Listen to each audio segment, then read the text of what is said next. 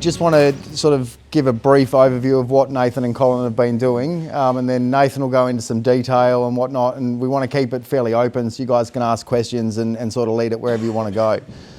So I started working with Nathan about 6 years ago. So Nathan and Colin run a fairly diverse enterprise here. So they've got pigs, they've got a lamb feedlot, and cropping program. They started to see that their inputs were going up. They were spreading more urea to get the same result. Their animal health was going backwards, and their soil health was also going backwards. So we got in touch and we started to just do very small incremental changes year on year for the last 6 years. And I guess what's been different with these guys is they've progressively done it and they've tested things, and one of their real strengths is being able to observe changes. So work with a lot of farmers, and these two guys are probably the best at actually recognising what's worked and what hasn't worked, and then making the right decisions going forward. So they've progressively integrated more and more things into their system, and complemented a fairly conventional system. So the primary goal was to maintain a high production system, but then at the same time restore soil health, increase animal health, and overall increase profitability. So Nathan's philosophy is grow more with less, and he'll go into detail on that, but he's done a very, very good job at that. So like 6 years ago, we started, urea was the big thing that a lot of people are finding they've got to put more and more out every year. So we got onto Foliar spraying nitrogen, or dissolved urea, with some fulvic acid in it, and that was year one. And they were dissolving it in an IBC and doing small patches of the farm to just prove it up for themselves, that there wasn't a yield loss, that protein was still as good, if not better. And so on. And then that progressed the next year. Nathan started to build a urea solubilization plant, put in storage tanks and whatnot. And so that was sort of step one. And then each year we've implemented another thing. So might have been adding fulvic acid with their chemical sprays the next year. And progressively we've gone through to now, this was probably the most comprehensive year. We've still got some changes to do next year, but so they've gone from a biological seed dressing on their seeds now. All of their in-crop nitrogen is foliar applied with trace elements and biostimulants and whatnot. Nathan will go into detail about that. Residue management, and I think we're going to go and look at a paddock later where there's big differences in the growth of a crop where we applied some residue digestion product compared to where we didn't. So it's been a really cool journey with these guys, and we look forward to really going further in the future. So I want Nathan to elaborate on all of that and hear it from him. So anyway, thanks very much, Nathan. Thanks, Rodney. And nice to see everyone turn up today and for these field days. Yeah, I'll touch base on what Rodney was going through and bits along the journey, and where we really did start with like the urea in the shuttle and all that sort of job, and seeing the difference. But the big key thing that really kicked us in the gear was we had a few tough years in the pea game and legume game. They weren't coming home, and we started putting this legume Fungal and all that out and trying to stop that mould or residue, or making the peas were just getting that fungicide and disappearing. And along the way of that, we saw neighbours strip a bag crop and we were stripping 13 bag crops. Like the plant health just went from being healthy to, wow, okay, we'll do that again, oh, let's see, this must have just been a fluke, oh, it can't be like that. Anyway, so we done it the next year, and then we got into the lentils and the legumes, and then we had a wet year, and the wet year, you know, down the road, he baled there was no peas on it, and the peas were laying in water, and they propped up again, you know, and he said they filled. We stripped 8 bags on them, you know. They just formed up out of the thing, potted up the top, you know, to see the mainness, like from the dry time to the wet time in the pea field, you know, using that Fungal and having the plant healthy. They just kept thriving. And then we go down the road of that, and then we, like Rodney said, we increased the urea job. We went through the fulvics and the Fungals and all that. So the aim of the idea was to take the chemical out of the ground. The ground was just, we go in to sow it, it was like concrete, you know, that's what it was. You go in the paddock, shit, it's dry, we're going to sow, you know, Anzac Day, we're going to go in and sow it, you know. Oh, can't today, the bar won't go through the ground. So we go from there to go, right, this is no good. We can't keep going down this. We'll put this fulvic in. We'll break down that chemical residue. You know, our ground's not healthy. Our animals deteriorate what we're feeding the animal. We're seeing, you know, the gut health, everything, the pigs die and all that. No, we've got to go further, you know. So we got down the road of the job, and like Rodney said, we bought this urea tank, and we started brewing. We started a little tank, started brewing it. You know, started doing our own little trials around the area, and the first trials of, you know, doing this fulvic and this Fungal, we start seeing the mushrooms come up. You know, 3 years later, the mushrooms are coming up in the field. You know, and you go, before you go to sow, the mushrooms are coming up. You know, oh yeah, right, yeah. But we sow the paddock, and the mushrooms keep coming up after again. You know, after the crop was in. Oh well, the ground's getting healthier. You know.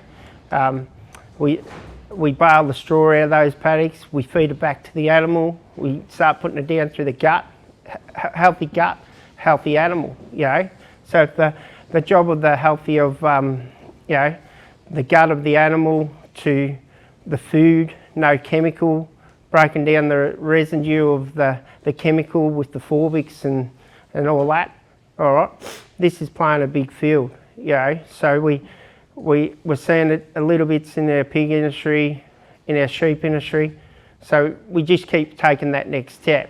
So we go from mixing more urea. Our urea cost was just 3B doubles. Like, you just spread it. You put 50 kilos in, it's like you're throwing it out, the ground's getting harder, you know. And then we thought, oh, well, we brew this urea down, and we start brewing this urea, and we started out with 18 nitrogen on the barley. You know, we'd sow barley, our wheat stubbles would go back into barley. You know, you grow 20 bags or something like that, you're sucking it all out.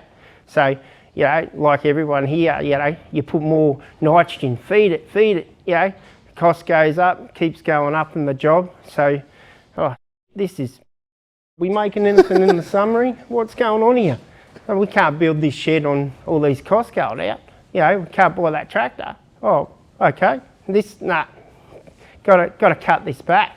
So we go from there to blending the, you know, 20 tonne of urea, you know, down, and then we start, now we're at 44 tonne. That'll do our acreage at, you know, twice over and a third, you know. So we went from 18 nitrogen to 22 nitrogen, and the 22 nitrogen with the fulvic and the Fungal, when we're feeding it, you just can't use urea. You got to use, we took the animal kingdom of mixing feed, because I've always mixed feed for animals and, yeah, and all that. So we took the animal kingdom of mixing and putting minerals into that, into our crop. So when we put that with the urea, enhanced the urea. It wasn't all about just throwing the urea out. It was all about putting those minerals with that urea. And when you put the minerals and supplements with the urea, they just go gunbusters. Like when you spray it on in 3 days, like we only sprayed a paddock the other day, and in 3 days you can go, geez, the colour's changed, you know, it's starting to take off. And we don't have to rely on spreading. Like when we used to spread the urea, we'd be waiting on this rain, and is it done a rain today, you know? Nah, we just threw 50 grand out of the paddock, you know? Oh, we only got 25% of that, you know? And everyone does it, like all of yous do it here today. You know, at the end, we've been there in our program. Well, when you spray the liquid nitrogen out and all that, it goes straight into the plant. It absorbs straight in the leaf. You don't have to rely on the rain. You don't have to rely on spreading that 250 kilos all at once. Like we're putting 22 nitrogen out, and we've still got tanks of urea of 44 tonne. Like that's all we spend, 44 tonne of urea a year. And last year we were growing 45 bag crops or 40 bag crops. Yeah. How does it make the N more available? You know, to grow a 5 tonne crop, you need 100 units of nitrogen, so you know, chucking 250 kg on. Yep. So that's where Rodney touched base with that digest. And when we go down and show you where I sprayed that digest in summertime on that wheat stubble, where we grew that 35 bag wheat stubble, and when we used to sow in wheat stubble, it's a prime example, you know, you got to feed it that nitrogen. You're sowing it barley back onto a wheat stubble, it needs that nitrogen. But when you use that digest, it breaks down all that, all the straw, and the straw deteriorates, so you can sow through it easier. It just disintegrates in your hand. When you get the rainfall, you've got to get the rain for it, and it doesn't, the digest and all that doesn't let the urea and take the nitrogen out of the stubble, it locks it up. So when you run your sheep, like we use our sheep as a tool, right? We buy 5,000 lambs in every year, right? We go out, we buy the 5,000 lambs in, we graze the stubble, we put that digest in. This year we spent 14 grand on digest, and it was the best money we ever spent. Because that 14 grand we spent, we can see the reality in that crop there now, and it's only had 30 kilos urea. That's all it's ever had. Like, and Colin went out with 22 nitrogen the other day. We broadcast we inoculated the urea, right, with this enhance for the first year, and I thought it was a waste of time, mate. I said to Rodney, this digest, what the f is this? What are we putting this out? I can't see any difference. It's a waste of money, you know. And I had to take my words back the other day, because everywhere I put it, I can see where I put it, you know. And the cost of not putting that urea out. So the crop's like 30 kilos. Colin went out with 22 nitrogen and Foscal the other day, and in a matter of 2 weeks, he could do anything, you know. Because if you come back in 2 weeks' time, you'll go, mate, you know. And you've got to watch. I had a mate that was doing it, and I seen him use some of this stuff. He's the bloke that twigged me onto the job, and he got me onto Rodney, and he was at Elmore, and I saw some of these videos of growing grass like that and going like that in a week's time. I said, oh, you're grazing a lot of stuff. He said, I run a lot of stock, mate. You know, he said, it grows overnight. And he said, you can overdo it, Kempy. Don't, you know, there's a limit with everything. Remember there's a limit? I said, yeah. He said, don't just go out and put 10 litres on and just blow it out the wall. I said, no, I won't do that. And he showed me what he did, you know, he was doing canola and blowing it out the wall and bits and pieces. But getting back to what you said is, and when you grow that wheat stubble and growing that barley, and it needs that nitrogen. So when you use the digest, the straw and all that, and it holds the moisture in the ground. And when you graze those sheep over it, that the sheep eat all the straw. We can sow it with our bar, you know, 8 3/4. We sowed straight through, and the straw just crumbled in your hands. But you need the rain and all that to help the digest, because it's a living organism. So, you know, you got to spray it around the rain time and rely on the rain to break it down, you know. So that was a big learning curve for that. That was the next step we went this year. You know, we do use a lot more of that, of seeing what it's done in the 12 months we've used it, and the amount of urea we haven't had to throw at it. Because when we were doing it the year before on those wheat stubbles, we'd give it 22 nitrogen. We still get an average, but you know, you get that crop that's going, it's just needing that extra boost, you know. Well, this time, using that digest, we won't have to give it that third boost, because every 7 days you can go out and hit it with 22 nitrogen or whatever you want, you know. But with your wheat crop, that's where we went from that. It just wasn't quite enough on that wet year last year. Like, we still grew pretty handy crops, but we just lacked that extra nitrogen. We could see it, so we just stepped it up with this digest just to spray it over to hold the moisture and hold the, not take the protein out of the ground. Like, so the straw rots down, that'll help it rot quicker, put it back into the ground quicker, so you'll get it back quicker. It's a process step, like, and while we're doing that, we're growing our carbon, so we're going down that carbon trace too. So that's the whole scenario, that episode, Any more questions? What's your typical crop rotation with your pulses and canola? So we used to grow vetch hay. We used to do this, and we used to sell the dairy and all that. We used to put a bit over vetch and cut our vetch. We just layer it all down, and he'd get good back fat every day. He'd be making the money on my exercise, right? And then we go from the vetch, we go to, it'd either be vetch, peas, or lentils.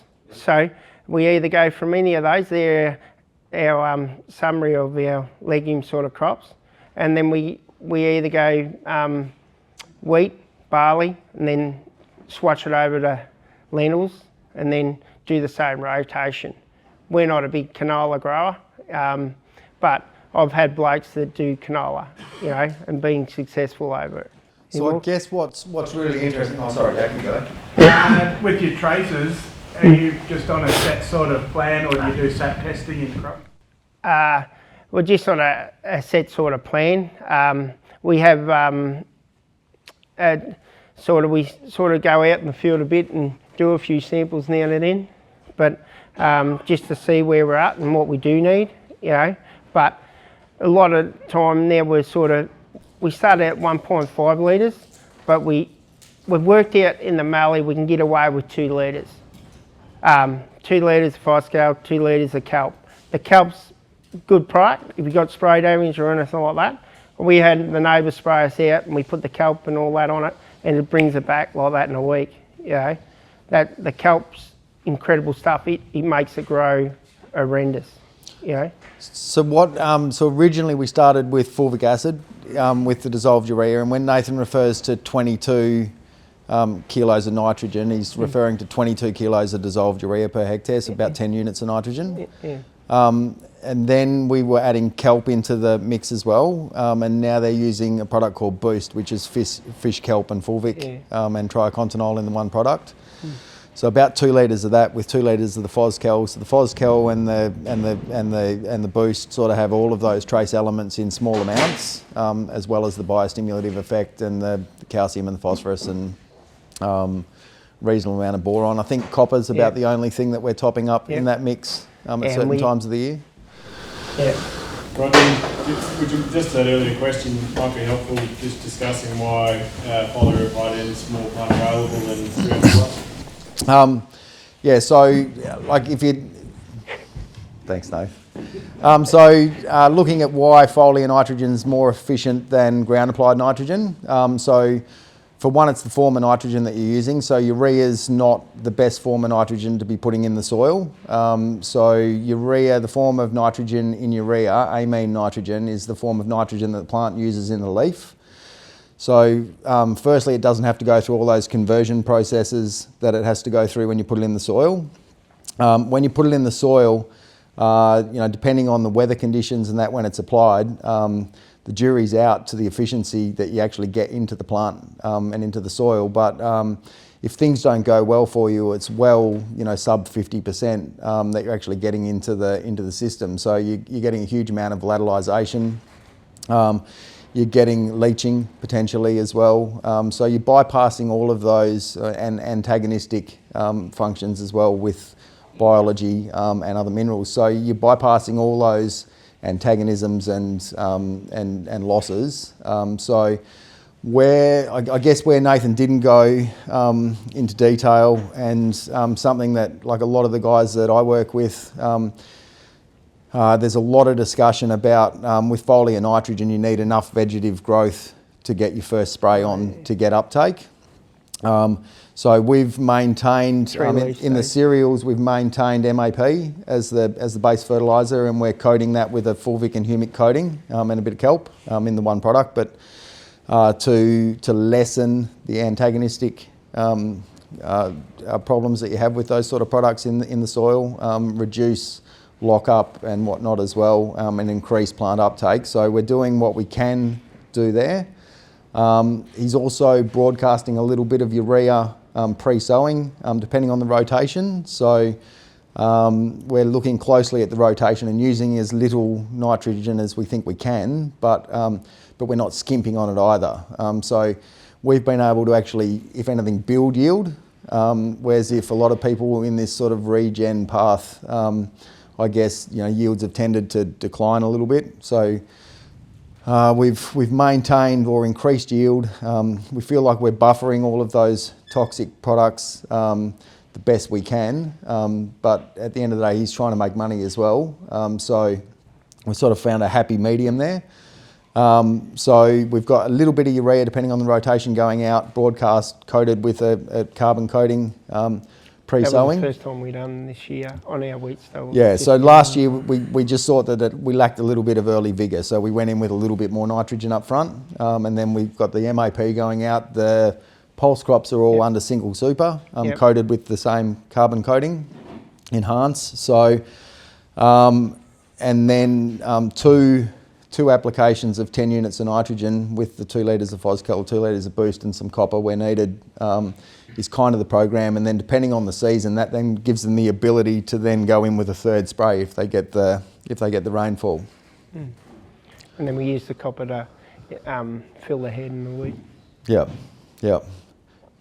Help with disease resistance. So I guess they've got very good rotations as far as their legumes in their rotation, so they're generating that organic nitrogen. Nathan was talking about the digest before as well, so there's a lot of benefits with that fungal digestion process over bacterial digestion. So you use less nitrogen in the digestion process, so you get less nitrogen drawdown, and you'll see that in the barley crop. The barley crops are looking, where it had it, there's a lot more vegetative growth. It's looking a lot better, but it's partially because of that. It's partially because that carbon's been put back into the soil. So, as Nathan said, he's on a carbon project, and that's one of the key things that we've seen. There's a couple of other people in the room here that have on carbon projects that have actually built carbon, and in the process of crediting at the moment. One of the key things that they've done over other people in the near vicinity of them was the digest and a few of these other sort of more complete programs rather than just one or two things here and there. So, and I think that's where these guys are going, and this year's a pretty good example. They've still got a little way to go. Cole, you got to do more spraying. Yeah.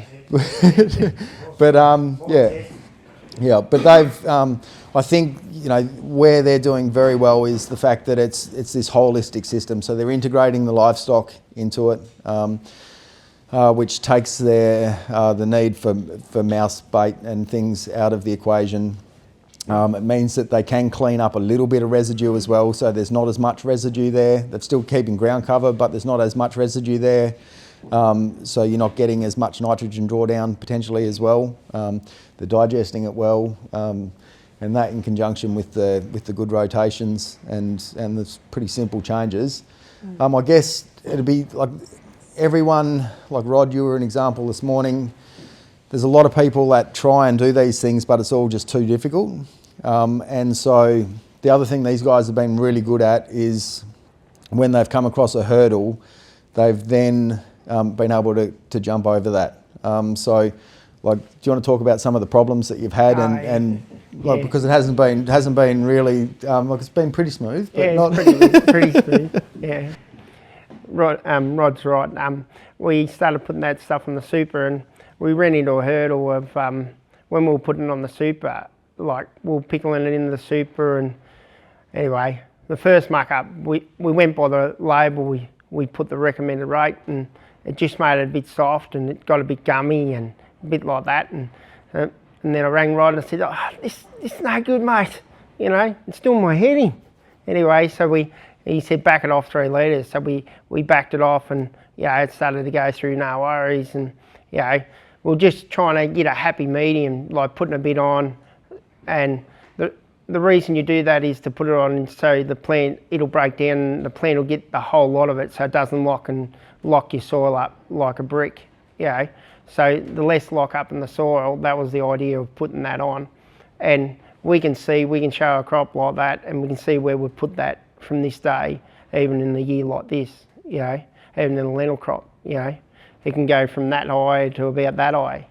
So we can see the difference by putting it on, because that was the very first time we put that on this year. And like you say, that was a hurdle, it was blocking, we just made it too wet, And when we made it too wet, it just caused an issue in the seeder.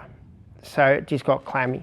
Well, once we took it back and we didn't make it as clammy, it was more pliable to go through, so it didn't have the issues. It was no good up the flight of the auger, because we put too much on. It just jammed it, So, and once we worked out that, it was pretty sailing from there, wasn't it?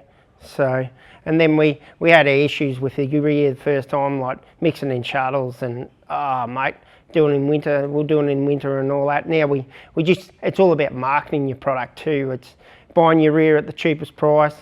We don't have to dump it in the solar and get a hard crust. We can buy it at the right price. We can blend it down into a tank, so it'll stay there 12 months or 2 years. Don't have to worry about it, sit in that tank.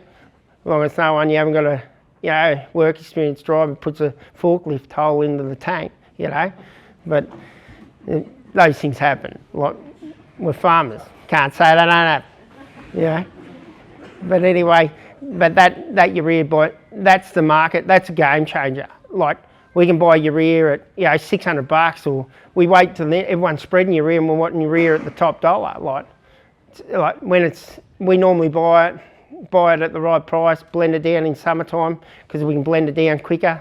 20 minutes, it's done 1,500 litres, it's in the tank. Just blend it. Put 400 kilos in. 15,000 litres of water and go. And it does make a difference to the cost of, your cost up here or your cost down there.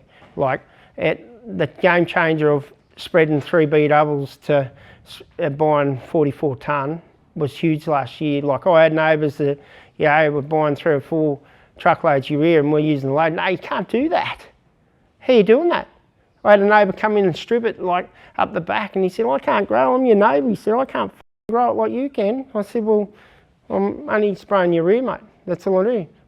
He said, you don't spread, but he said, I go up that paddock, it's 7 tonne that way. I go back this way, it's 7 tonne that way. He said, lucky you bought that chase bin, you wouldn't get it out. I said, well, that's the idea, mate. We're in to grow more on less, mate.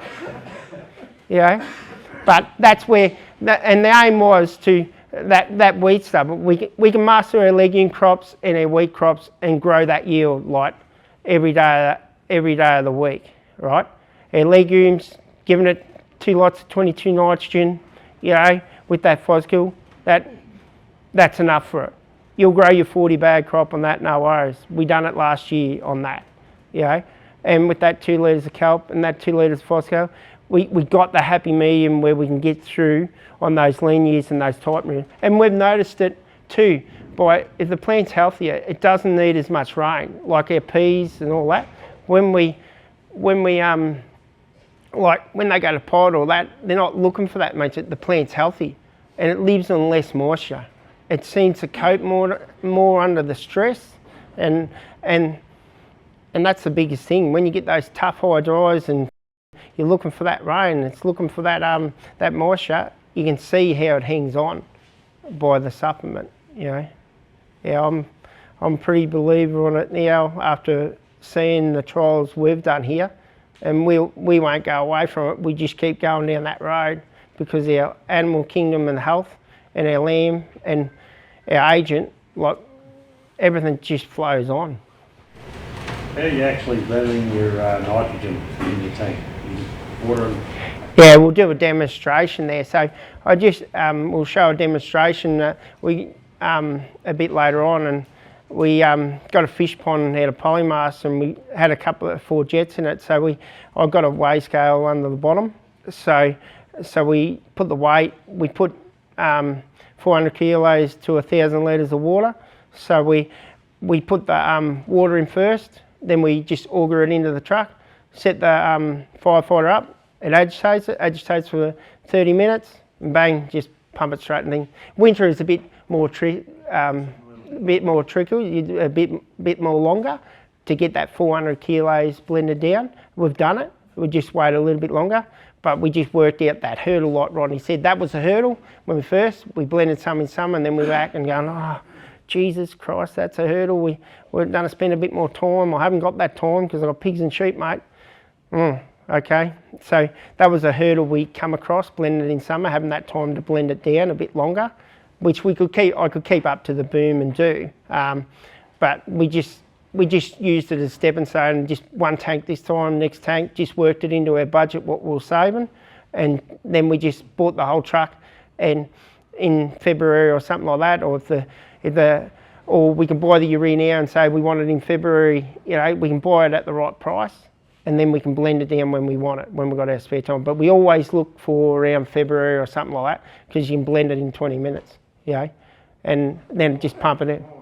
More heat in the water. It dissolves quicker. Yeah, the water's hotter. Because the water gets warmer. Yeah, and if, like winter, it's just too cold, and it's you can put your beer in there and chill it. That's how good it is. That's how cold it does get. Yeah. But We better try that. Nathan, biological seed treatments, I see you've got a IBC out front here, with bacillus and trichoderma and mycorrhiza in it. How long have you been applying that? How do you pickle your seeds still, or when did you stop, and what did you send in your roots? Yeah, we started with a bit of VAM, right? And we started applying that into our seed program. We still done our pickle and our gaucho and all that, just save us going back and spraying. And then we're working around the thing. And then last year we done a bit of VAM. We done all our wheat last year, right? The year before we go out, we do a map and work out what the yield's gonna do. So we done that the year before without the VAM. So this year we do the VAM. Last year we do the VAM, and we go out again and measure it all up, and oh well, there's a big difference.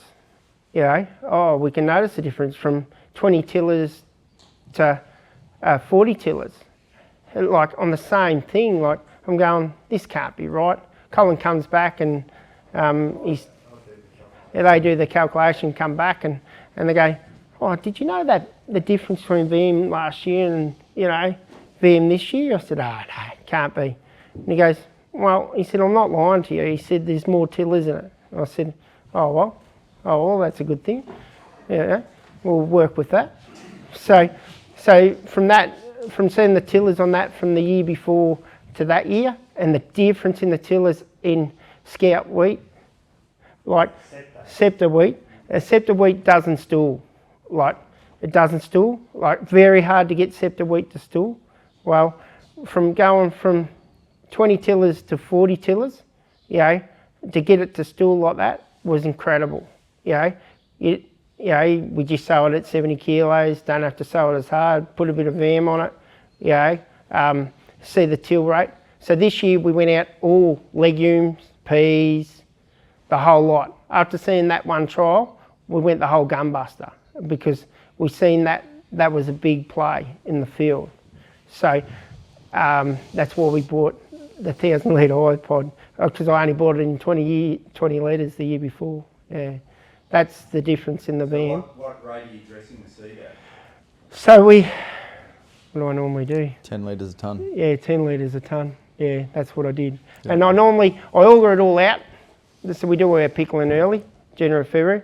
So I auger it all out in the truck, and then I coat the lot, because normally when we're going to sow something, we either sow all lentils at once or barley at once. So we coat it all back into the thing, but in that time, you got a time frame. So we try to aim to get it in the ground by 5 to 6 days to get the best benefit. And when the first year, like, to get the best finish, and then once you get in the ground, it just shows neutral.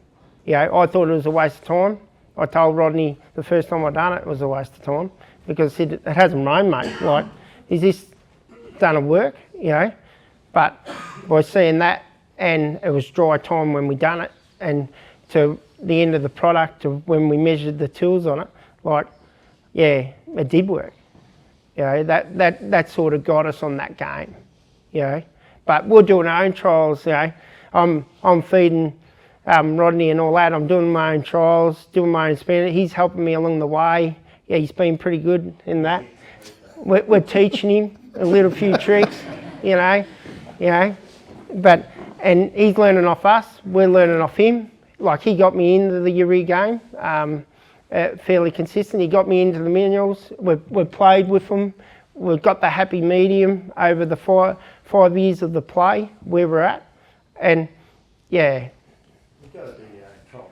Yeah, you got to see it. You've got to mix up there. You do so much of the paddock. You've got to split your paddock and see if it's going to work. So we've done all that. Yeah. There. We hadn't tried with them. Seed dressing there, no seed dressing, and there was difference in the yield, wasn't it? Yeah. There, and the germination. There was. There. Because that came up quicker with the VAM, that didn't come up quicker. And the VAM, getting back to that VAM, what we noticed, like the VAM, if there's no moisture in the soil, I don't know what it is, but when you put it on there, like, it seems to, it draws the moisture from where it can get out of the soil. Like, that's what we've noticed. If the soil's dry, you say, oh, how did that shoot in there? Like, it just goes poof. You know, that's what we've noticed. Yeah, digging it up, having a look, you know, playing around with a bit of science, I call it. And better root system. Yeah, better root system, gets up and goes, you know. Well, I think Angus hit it on the head earlier when we were out in the car park, and he sort of said, like, as a farmer, would you like to increase your root mass and your root area by 10 to 100 times? And like, everybody wants to do that, and that's what mycorrhizal fungi does in that synergistic relationship it has with the plant. So it can extend the plant roots, and it can get into crevices and cracks that the roots can't typically get into, and access that moisture that would otherwise be not accessible. So, and you're seeing it. Yep, I've seen it. And so uniformity in the paddocks, like what's happened there? Yeah, it can be even, like, yeah, the lentil crop can be even, uniformly straight across. This is a hard one this year, like, yeah, with the moisture and where it is at. You know, it's pretty hard to get a uniform this year, but our lentil crop's uniform across. Yeah. Nathan, the benefit of hindsight is wonderful. What's one thing that after 7 years or 8 years of doing this that you would say, absolutely, I'm doing that at the start, or I should have done that at the start? Just this is the first year that when we went sowing and all that, like, normally when we went in and I brought Rodney here, we walked out, it was like tennis court country. We got a bit of hard clay ground, like, I call it tennis court country, you know. You can bring good country back to A-grunt country, you know. This year when we were sowing, we're starting to see the clods. When we go to drill, we can pick them up like this and just go like that, and they smash in our hands. So I know we're on the right path by that, because we can see that in long term, that eventually it'll be like pumpkin powder. We won't have to rip the country up. It'll be just, we can go in and sow any time and not make all these boulders and like basketballs, you know. I think going forward, that's what will happen. Yeah. Yeah, using a time machine by the sound of it. Yeah, we're using a flexi-coil, 8 3/4. Yeah. And we're just sowing. Within the radical new bar. Yeah, but that's what we've been using, just sowing. I reckon everything plays a part in the system, like the better outfit, the stuff you're putting on. the more the better the germination and all the stuff you're putting on helps along the way. I don't reckon the Flexicoil's 100%. Just looking down the road, I'd probably go through a lot more meetings and find out what's the best to get money for value. What I'm putting on the seed, what I'm doing is to get that seed in the ground as well. Like that seed in the ground, from that seed in the ground, the germination to the end product, all plays a part.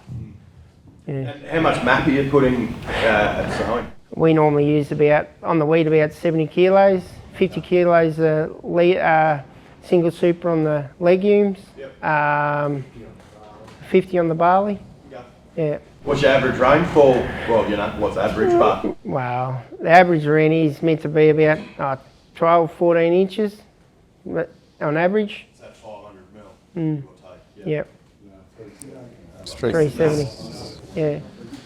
Yeah, 370. But that's about where we're at, you know. And what sort of cereal crops are you growing? Like barley, wheat.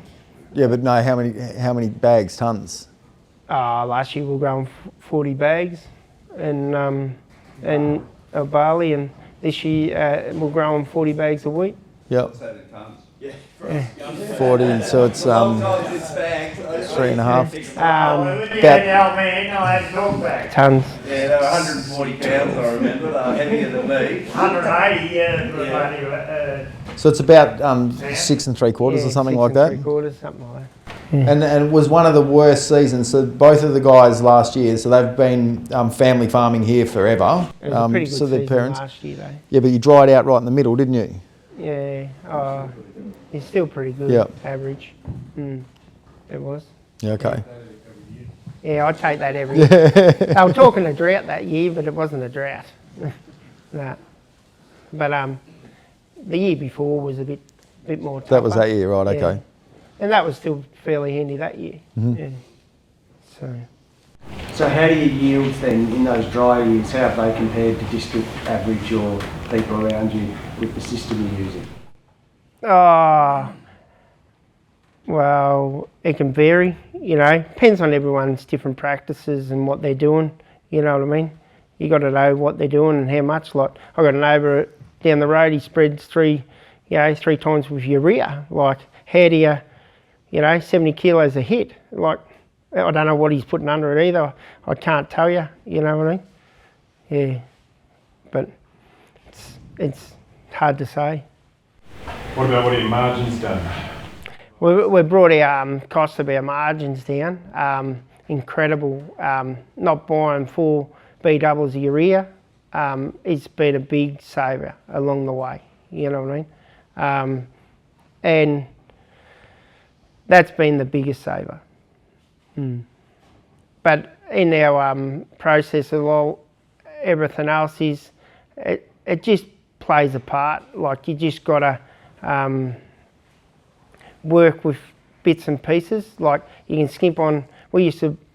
Next year we'll go without zinc in our super, and because we've got zinc in the VAM, like, we can sort of cut bits and pieces. We're still trying to work our science of where we're going to cut bits and pieces along the way. Like, we can get back like 50 kilos a single super. We know that's heaps, you know, but you don't want to be too short. You want to keep it there. If you get that wet year or something like that, that you got that phosphorus in the ground too, you know.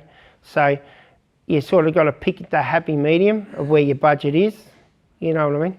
Give us a summary on your soil test history and where, say, phosphorus and calcium are at, maybe what you've done with lime and gypsum over the last 10 years. Oh, I'd have to go back. It's been a while. I've done a couple. I'd have to look for it. Yeah. Put a bit of lime and gypsum out. No, I haven't put lime. We put a bit of gypsum. We got to put gypsum out because some of our ground is very clay, and if you don't put it on, it gets very wet. We only use half a yard. That's all we ever put out. We probably used to use a bit.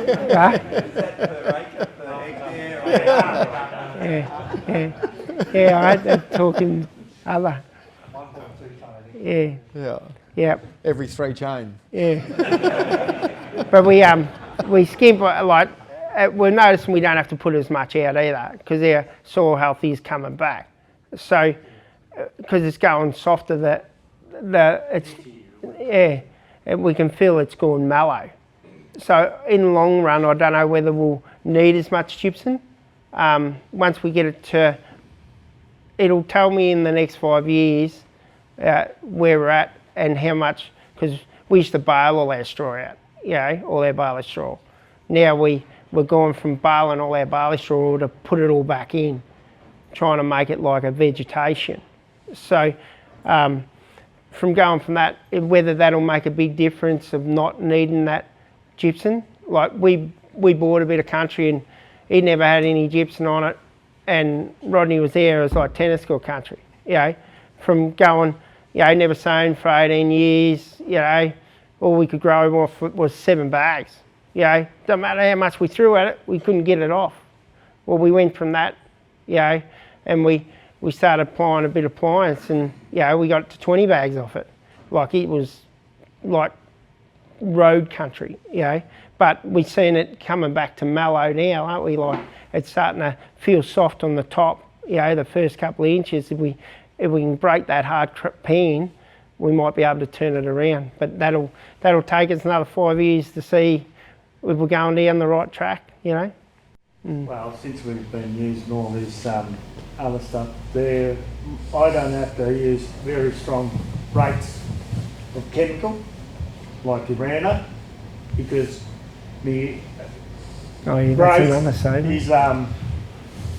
is growing and all that there, and then when I'm using Roundup there, I'm never using any more than 1.5, 1.8 most Roundup there, and I'm getting the best kill I'll ever do. Yeah, because the plant's all healthy. And the plants are all healthy, and I'm noticing in the crop there, and I've just had the agronomist around, and he said, "Oh, you haven't got much weeds in the thing you've done. This year's about the best I've ever had." Yeah, he said, "Oh, you don't have to spray for much." He said, so it must be working along the way. Like Colin said, the agronomists come in this year, and we do notice the difference. That is another cost from high rates of chemical. When the plant was healthy, we don't have to use as much chemical. And we find out when we go down this path, when we go to sow, like we had a bit of chemical damage, and we go by the agronomist and he says this amount of rate, we've got to sort of just bring it back to, half that, because it just burns the crop up. We've got one over the road that too much chemical damage, because the chemical what he reckons we should be putting on, well, it just makes it go yellow, just sick. We half the rate, so we're making that saving along the way. And like Colin said with Bruce and the bits and pieces, he's finding out that we don't have to go spray and all that, because we're knocking the weeds out. You know what I mean? So you're putting fulvic acid with your Roundup spray, your glyphosate? Yeah, fulvic acid with and you're putting citric acid with it still? Yeah, citric acid. Don't use ammonia sulfate. Yeah, we don't use ammonia sulfate. So you're using rainwater with bringing the pH down to 3 and putting fulvic acid in it as well. So yeah, every chemical that goes out has fulvic acid on it. Yep. 100 mils Per hectare. Yeah. Yep. But I haven't noticed any difference there.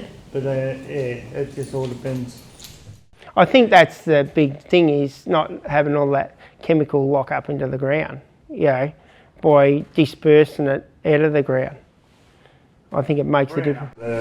All the nutrients in the ground and making it more liable there.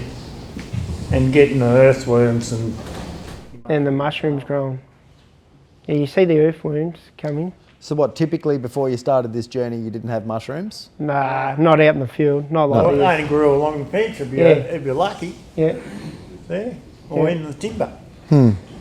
Yeah. I've never had mushrooms out in the paddocks. No.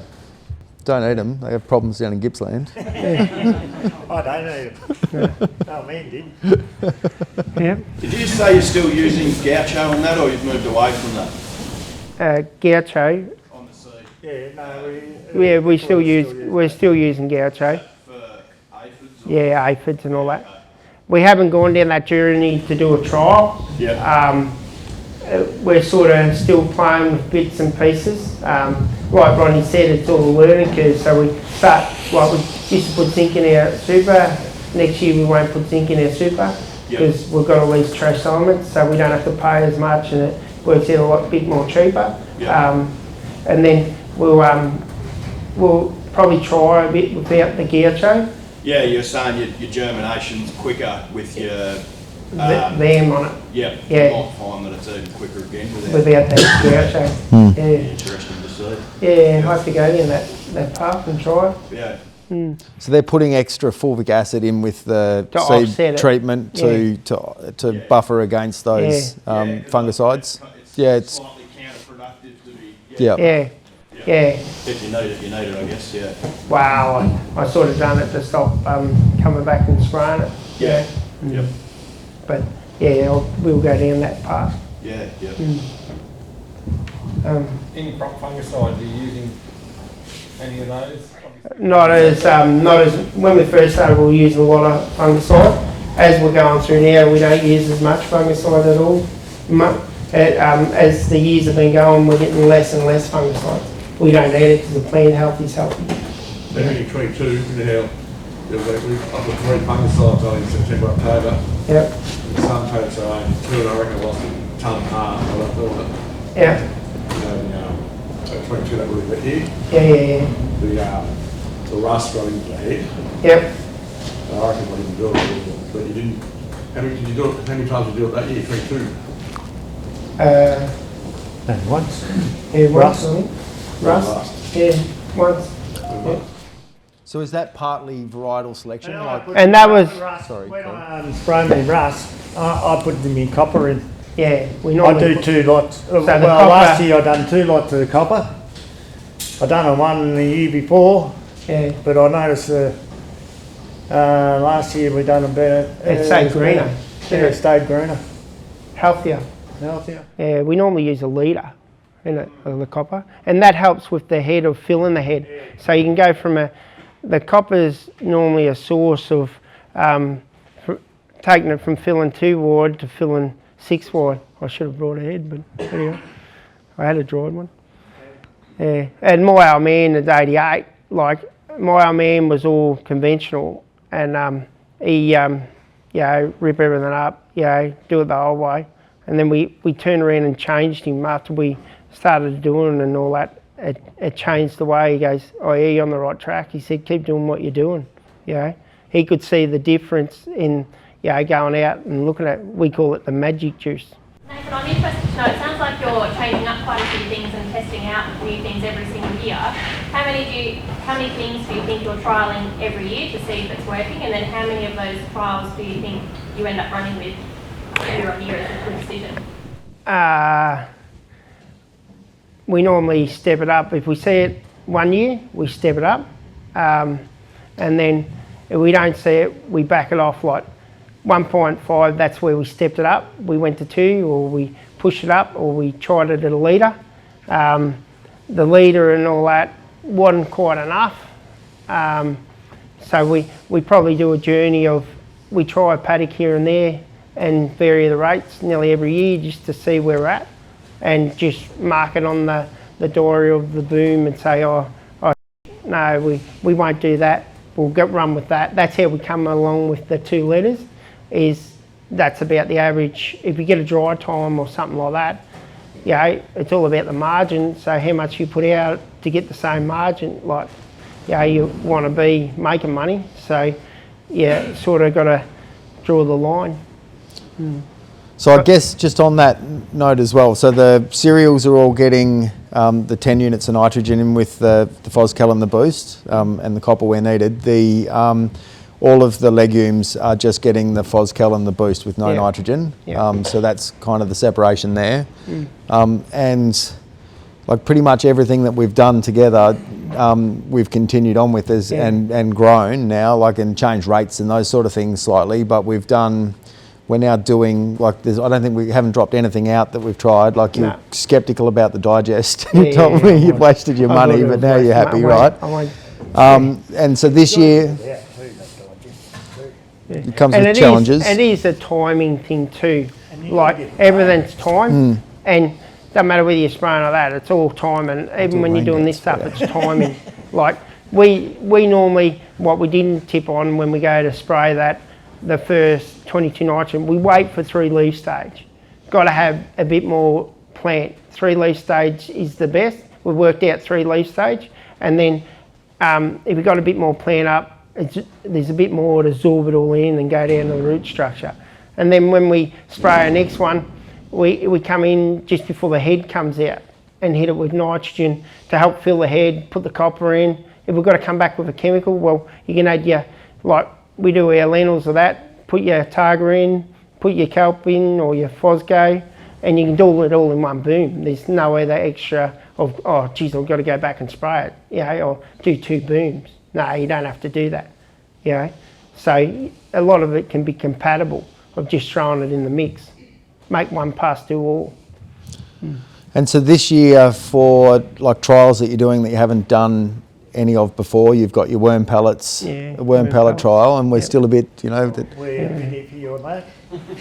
well, it's looking the same though at the moment, right? Like, you want more, but it's, I was happy that it's still looking the same because there's going to be a lot more going on under the ground. But anyway. We'll see with the root structure on that one. Yep. And enhance was your big one. Yeah. Well, they tried that last year. Yeah. And then we've gone to everything this year. So, so the only new product or new system approach is the worm pellets that they're trying to see what that does.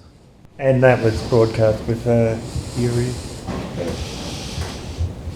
No soup, no other super, just...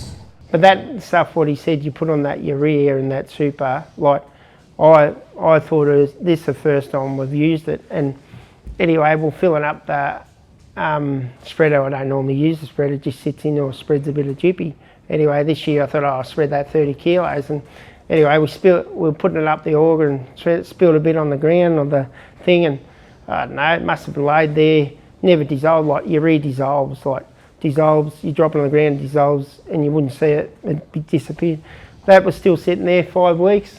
It never dissolved, still the same size with the coating on it. And I thought, Jesus, like 5 weeks, not enough rain, like, we haven't spread that. Like, if we spread that, it would have dissolved and lost it in the atmosphere. Like, it was still sitting there in that, where we spilled that spreader with that coating on it. Like, it goes from white to bloody yellowish sort of colour. Anyway, and it sat there for about 5 weeks and never dissolved till we got enough rain, or we got that 5 points, and then it dissolved in the ground. So that was a bit of a learning curve of, you know, when you spread urea or something like that. If I was spreading urea and I wasn't going down and mix urea, I'd put that stuff on and spread it, because if that rain doesn't rain, you know, you got 5 weeks and it'll bleach in the soil and you'll get the full benefit of it. Like what I saw from that sample to on that ground and seeing it last there that long, you put normal urea there, it just, but anyway, where we spilled it out of the soil. We had juice, moisture, frost and all that there. It was still sitting there. That was a good trial, you know. And Nathan, how do you practically put it on? We just put it on up an auger or what? We just put it up an auger. So we just buy a Milwaukee pump. Just drop it in the tank, run a bit of pipe, put a clamp on the hose, and open the chute, start the motor. Just agitate it. Just and if you've got it about right, you just don't have it too thick. No. We just let it go up, and you just get that colour in the urea. I heard if you buy an IBC, you get a free Milwaukee pump. Well, I might this year. Easy, right? With your stubble digester, in a perfect world it was put on and all the conditions were perfect, how long do you think it would last for? Oh, it'll last. It'll keep, as it rains, it'll just keep reacting because it's a living organism. It'll just keep eating it away. Like when you pick it up, like. I'm saying, like, will it last for 2-3 seasons, or will you have... We're still learning on that. Yeah, we're still learning. We done a trial the other year, and you still see it from the year before, and it's still in that same paddock. We done probably 200 acres, 100 acres in 2 different paddocks as an experiment, and you can still see where that is. That's where from when we put that on, and then we went a bit more this year. So Taylor, I think it depends a lot on your fungicide regime. Yeah. Yeah, so like if you're not using any fungicides, it will overwinter and it'll still be there and that's fine. But if you've got fungicides in your program, then it's an annual application. And that's why it's, why it's working so well in, high input agricultural systems, is because you don't have that fungal loading there to do that digestion. So, introducing it when it's been knocked about by particularly fungicides, but a lot of these other sides are all damaging it as well. So, yeah. Do you reckon if you were trying to not use any fungicide and feeding it a bit, it would last for how long? Oh, well, it'll keep multiplying and regenerating the soil and things like that. So it's all strains of basically trichoderma that are Australian strains. So it'll sit dormant and whatnot over summer and whatever else. I guess it gets difficult when you've got like really bare soils and you've got 70-degree soil temperatures, and there's a lot of things that can influence the viability of those fungal organisms. But if you've got ground cover and you're not using fungicides, a single application will continue to regenerate. Right. The flow-on effects with that, Rodney, like if we're inoculating this year's stubble, obviously trichoderma's got some really good properties in terms of being fungal, or it's very competitive for leaf space. Does it actually colonise the plant as it germinates, comes out of the ground and grows? So it's sort of reducing our reliance on foliar fungicides by actually inoculating the plant as it comes out of the ground. Yeah, so it will carry over onto the foliage and whatnot, and the spores will move around and whatever in the wind, and you will get, like, as long as you've got the numbers in the system, you'll get the benefits from trichoderma. So I guess when Nathan was talking about it earlier, there's several benefits there. So it cleans up other food sources that other fungal pathogens use, is one aspect of what it does. So it decreases the ability for fungal pathogens to get into your crop, like your rust and things like that. The other thing it's doing is as it's digesting the residue, it's using less nitrogen to do that process. And so you're preserving nitrogen in your system, which is evident in the barley crop. It's also breaking down that cellulose component that ruminant animals can digest, but it's fairly energy intensive. So it's increasing the feed value of your residue for those people that have got livestock. And then instead of with bacterial digestion where you're oxidising carbon into the atmosphere, and you're actually sequestering that carbon into the soil. So for people that are, everyone in this room, I guess, is looking at building soil health, and the major sort of parameter in that is soil organic carbon. So it's one of the key aspects of that. So that's why a few other people in the room that have done well with carbon, and that's one of the things they've done. So it's one of the reasons, it's not the only reason, but it's one of the reasons Nathan's doing it as well. Rod, could you just touch then, just taking that to the next level, on fungal bacteria ratio and what the carry forward is of that following year? So Matt's question was about fungal bacteria ratios, which I'm sure everyone's sort of aware of, and depending on your cropping system and what you're doing, that varies slightly. But cereal cropping 1-to-1, ideally, pulse crops and things like that, a little bit more fungal dominance. If you're into tree cropping and that, more fungal dominance again. But because of all the reasons we spoke about with the suppression of fungal organisms with fungicides and insecticides and tillage and compaction and anaerobic soils and all of those factors, generally the bacteria to fungi ratio is not correct, and you will generally find that you've got higher bacterial numbers than what you would like to have. So we're doing a number of things here to try and correct that. So yes, the digest is one of those things. So we're inoculating with trichoderma into the system. The SureCrop VAM that they're putting on the seed has mycorrhizal fungi and multiple strains of trichoderma in it, so that's around the seed at the beginning. And then we're also buffering all those toxic inputs.